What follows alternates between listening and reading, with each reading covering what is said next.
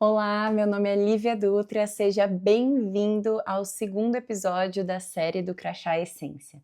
Para quem não viu o primeiro, volto a me apresentar aqui brevemente.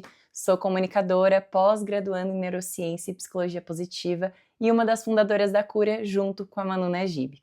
Eu trabalhei muitos anos no mundo corporativo, sendo os últimos 6 em uma das maiores indústrias de bebida do mundo. E ali, quando eu conquistei cargo, salário, reconhecimento, entendi que faltava ainda alguma coisa dentro. Tinha um vazio ali que crescia constantemente. A vida que eu tinha não refletia quem eu era, nem o estilo de vida que eu queria para mim. E aí eu decidi romper, e desse rompimento que nasceu a minha jornada. Entender na prática uma forma de alinhar propósito, presença e trabalho. Hoje eu ajudo profissionais que também sentem esse chamado a atravessarem a própria transição, ficar e ressignificar, ou sair e recomeçar, mas com muita coragem e clareza. Então é com esse olhar, como eu falei, que a gente vai seguir agora para o segundo episódio da série do Crachá Essência, os 7 passos para decidir o seu caminho. Essa é uma série de aquecimento para a oficina do Crachá Essência que vai acontecer no dia 22 de setembro, às 8 horas da noite. Então, se esse tema ressoa com você, é só se inscrever pelo link que está ou na descrição ou na bio. Então, no vídeo anterior, a gente falou sobre aquela dúvida que atravessa tanta gente em algum momento da vida. Ficar ou sair. Ressignificar ou recomeçar. Essa encruzilhada que a gente se depara em alguns momentos da vida, ela não é só sobre escolhas externas. Ela coloca a gente diante de um processo muito mais profundo, que vai além de uma decisão imediata. Porque a gente precisa entender e começar a colocar o pé no chão, principalmente quando a gente fala desse tema aqui em específico, que antes da gente decidir, a gente precisa compreender com clareza que mudança é algo externo e que transição é uma coisa interna. Essa distinção ela foi estudada a fundo pelo William Bridges. Ele é um pesquisador que dedicou a vida dele a entender como que as pessoas atravessam esses processos, essas etapas, essas fases da vida, essas transformações. E ele explicava que mudança é aquilo que você pode ver de fora. É quando você troca de emprego, é quando você muda de cidade, termina um relacionamento. É aquilo que as pessoas que estão ao seu redor conseguem nomear. Aquilo que fica registrado num currículo, no endereço, num status social. Mas a transição, por outro lado, é outra coisa. A transição ela é invisível porque ela é interna, ela é muito sua, muito individual. É um processo psíquico e emocional que você vive para conseguir realmente habitar a mudança externa. Entende a diferença? Então, a transição, ela é o caminho que a sua alma, a sua verdade, a sua essência vai percorrer para soltar o que era e atravessar esse entretempo, essa transição e inaugurar o que será, o que era e o que será. E Bridges, ele descreveu em 3 fases esse processo: o fim ou encerramento, a zona neutra e o novo começo. Então é um mapa simples, mas poderoso, porque ele mostra pra gente que não existe um começo verdadeiro sem um fim. E é justamente aí que mora a primeira grande dificuldade. A gente, como sociedade, tem uma resistência enorme em lidar com o encerramento. Todo fim mexe com memória, com afeto, com expectativa. E é normal que surjam sentimentos de luto, de nostalgia, de raiva ou até um alívio que vem acompanhado de culpa. Esse fim aqui é raramente limpo, ele carrega essas ambiguidades. E aqui surge uma armadilha muito comum, o otimismo tóxico. Então é essa pressa de fingir que não dói, de seguir em frente rápido, de se distrair com o novo sem reconhecer o que ficou para trás. E é muito importante pontuar isso, porque quando a gente está numa fase de transição, a gente olha muito para o novo, né? A gente olha muito para o começo, para o desconhecido, a gente tem pressa de ir até lá e fala, não, é lindo, mas eu tô aprendendo, mas eu quero muito isso, vai me ajudar, vai mudar minha vida, é isso que eu precisava. E a gente pula a fase do fim. A gente pula essa fase do luto, que é importante. Então, esse otimismo tóxico, a gente tem que tomar muito cuidado para ele não pular a etapa da vida. É como se a gente quisesse pular idades. Não tem como. Você precisa passar. Para você fazer 15 anos, você precisa ter feito 14. Para você fazer 18, você precisa ter feito 17. Entende? Então, o que a gente está falando aqui é de seguir em frente sem precisar ser rápido, sem se distrair com o novo, sem deixar de reconhecer o que ficou para trás. Porque aquilo que não é reconhecido, ele não desaparece. Aquilo que não é sentido do fim do luto vai se acumulando, fica preso no seu corpo, nas suas emoções, nos padrões inconscientes. Por isso, uma prática que eu sempre sugiro é o inventário de perdas. É você sentar, literalmente, com papel e caneta e começar a dar nome para tudo que você colocou para trás. Não só pessoas ou lugares, mas status, rotina, segurança invisível, pedaço de identidade que estava ligado àquele trabalho, aquela relação, aquela cidade. Esses inventários, eles ajudam a compreender que cada fim também é uma renúncia. E nomear essas renúncias te devolve dignidade. Outra prática que ajuda esse processo do luto são criar basicamente rituais de fechamento, que podem ser simbólicos, mas eles têm uma força imensa no inconsciente. Então você pode escrever uma carta para a versão que você foi, descartar um objeto que representava aquele ciclo, devolver mentalmente o crachá que um dia foi a sua identidade, porque encerrar não é fracassar. Encerrar é liberar a energia que estava presa nesse velho para que o novo possa um dia nascer. E quando o velho termina, isso não significa que o novo já esteja pronto. Vamos olhar aqui para a natureza que tem todas as fases. Todas, verão, inverno, outono, inverno, todas as estações. Então existe esse entre-lugar, que é uma travessia que o Bridges chama de zona neutra. É uma fase estranha, esquisita, desconfortável e incompreendida, e eu passei, tá? É um momento em que você já não sente que você pertence mais ao antigo, mas você ainda não construiu um novo. Então é uma fase de confusão, de baixa produtividade, criatividade difusa, identidade solta. À primeira vista parece que você está num vazio, num limbo, mas esse vazio ele é fértil. Como eu comentei das estações aqui, é como o inverno na natureza. Então, por fora, você não vê as plantas, você só vê galho, parece que aquilo é morte, mas por baixo da terra, as sementes estão se preparando. E isso é, assim, importantíssimo de pontuar, porque a gente fala muito sobre o velho e a gente fala muito sobre o novo. A gente não fala sobre esse momento em que a gente precisa se reconstruir, fazer uma transição de dentro para fora. Mentalidade, perspectiva, identidade. E existem duas armadilhas nessa zona que o Bride chamou de zona neutra. A primeira é a pressa, que a gente está comentando aqui um pouco. Então, decidir as coisas depressa, só para fugir desse desconforto maluco da zona neutra, vai te fazer aceitar qualquer proposta, criar qualquer rotina, só para você não se sentir perdido. Então, é uma armadilha que ela traz como proposta a importância de você se sentir perdido. Eu sempre gosto de dar o exemplo daquela pessoa que a gente imagina que se perdeu no deserto porque ela não sabe para onde ir. Não é que ela não sabe para onde ir, é que ela pode ir para qualquer lugar.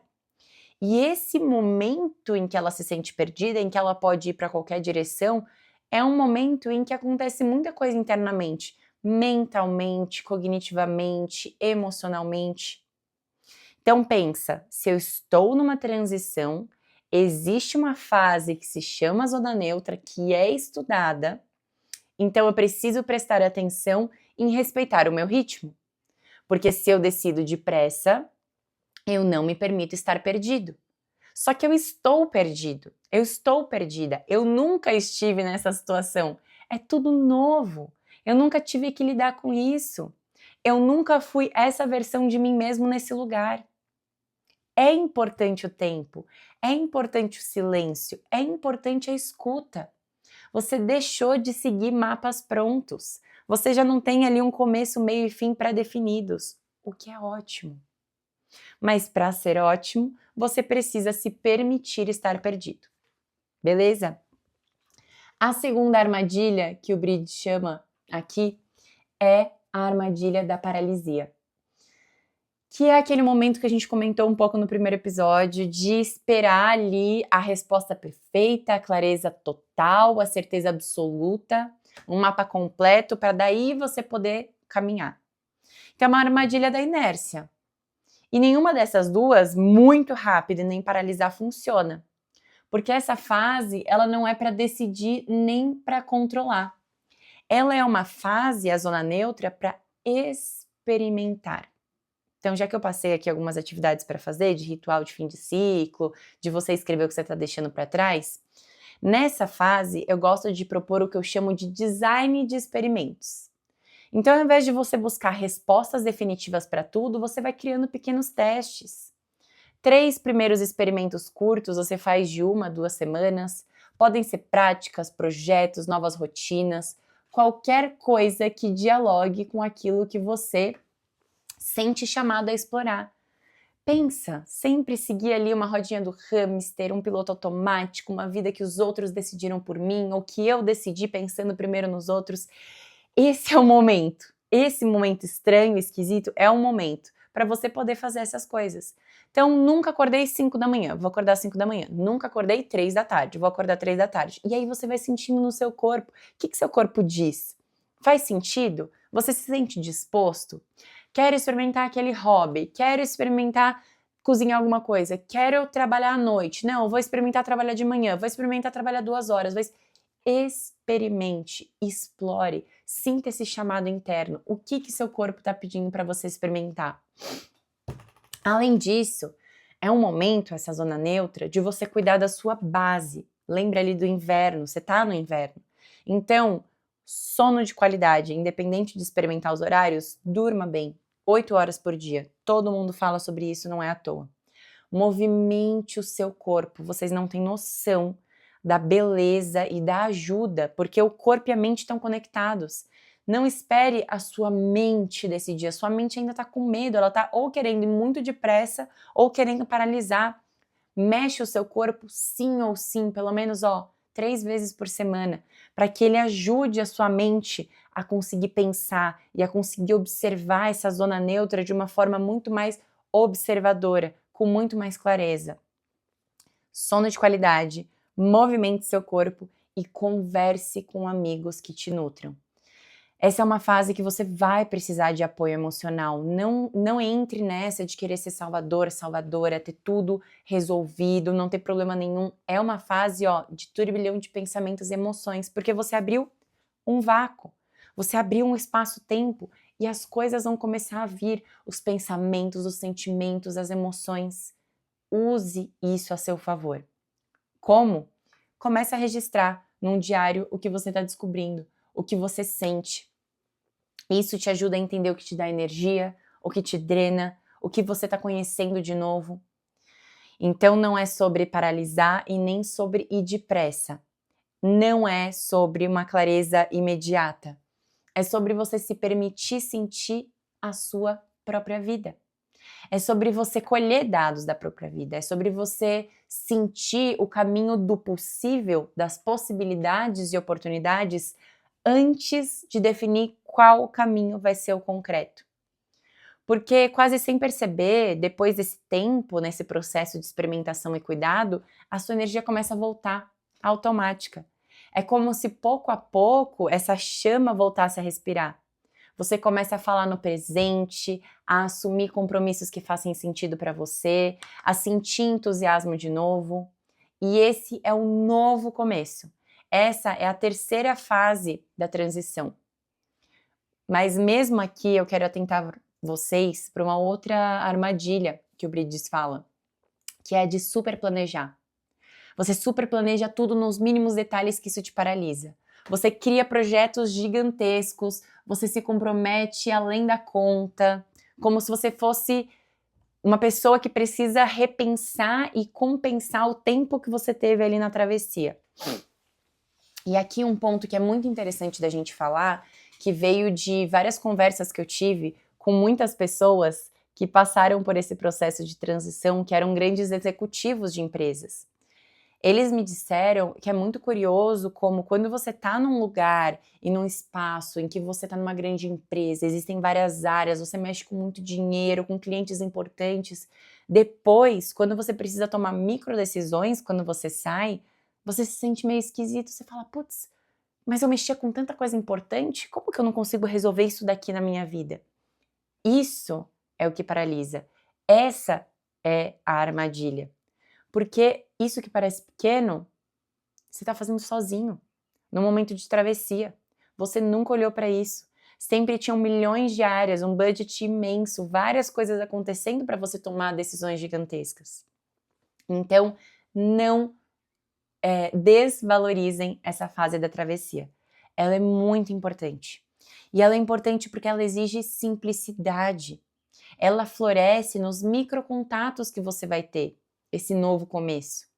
São compromissos pequenos mesmo que você vai ter que tomar, mas sustentáveis. O desafio aqui não é você fazer uma decisão gigantesca, é você ter constância e sustentar as microdecisões.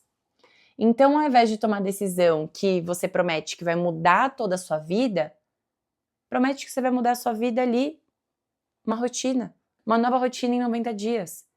Então, ao invés de em 30 dias mudar tudo, uma nova rotina em 90 dias, vou sustentar, vou criar uma rotina, vou ser constante. Ao invés de você imaginar uma obra inteira pronta, você coloca o primeiro tijolo todos os dias. 15 minutos por vez, de pouco a pouco. Então a gente já está desmontando a pressa, a gente já está desmontando a paralisia, a gente já está desmontando a perfeição. Então você faz 15 minutos, faz por 15 dias, depois de 15 dias você reajusta o ritmo, porque assim o começo ele não vai virar mais uma prisão do que você deveria fazer, que tem que ser perfeito, e tem que controlar e tem que ter certeza. Não. Esse é um momento de expansão. Percebe a diferença? A mudança acontece lá fora, mas a transição acontece aqui dentro. E sem atravessar essas 3 fases que o Bridges fala, o fim, a zona neutra e o novo começo, a gente corre o risco de mudar sem se transformar. E mudar sem se transformar é só trocar o cenário, mas sem carregar um novo você, uma nova identidade. Então você muda o fora e carrega o mesmo enredo. Você repete padrões antigos em lugares novos. É trocar de crachá, de endereço, de parceiro, mas continuar vivendo com a sua alma extremamente cansada. Então a verdadeira reinvenção só acontece quando a gente aceita atravessar esse fim com dignidade. Quando a gente suporta essa zona neutra com paciência. Quando a gente inaugura o novo com humildade. Porque, gente, recomeçar de verdade exige presença, exige escuta, exige coragem de não saber. E essa é a parte mais difícil. Aceitar esse entre-lugar, aceitar a imperfeição, aceitar o processo. Se você está passando por uma transição agora, lembra que você não precisa ter todas as respostas, só honra cada fase. Reconheça suas perdas, cuida da sua base, experimenta possibilidades, sustenta esses pequenos compromissos, o resto vai se organizando com o tempo. E se até aqui a gente falou desse processo interno, no próximo vídeo eu quero te mostrar como isso se manifesta de uma forma muito prática na sua carreira. Seja numa promoção que te exige soltar uma identidade anterior, seja na perda do emprego que abala sim a sua segurança, a sua autoestima. Então, existem ferramentas que podem te ajudar a não se perder de si no meio do caminho. Porque a transição não é só teoria, ela é vivida na pele, no dia a dia, no trabalho, nas relações. E quanto mais consciência a gente tiver no processo, mais preparado a gente vai estar para se reinventar de verdade. Um beijo, obrigada a quem ficou até o final e não se esqueçam de se inscrever na oficina do Crachá Essência dia 22 de setembro. Até a próxima!